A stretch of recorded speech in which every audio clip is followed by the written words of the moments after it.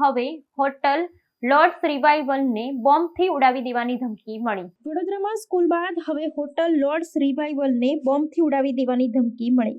પ્રતાપગંજ વિસ્તારમાં આવેલી hotel lords રિવાઇવલને RDXથી ઉડાવી દેવાનો ધમકીભર્યો ઈમેલ મળ્યો હતો. આ અંગે હોટલ મેનેજર દ્વારા પોલીસને જાણ કરવામાં આવી હતી.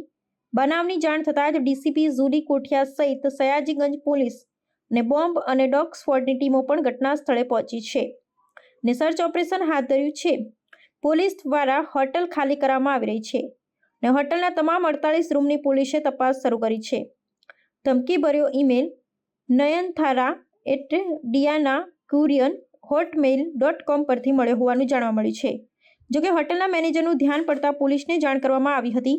ઉલ્લેખનીય છે કે વડોદરા શહેરના હરણી વિસ્તારમાં આવેલી સિગન સ્કૂલ બાદ અકોટા વિસ્તારની DR અમીન સ્કૂલને RDXથી ઉડાવવાની ધમકીનો ઈમેલ મળતા પોલીસની ટીમો ઘટના સ્થળે પહોંચી હતી.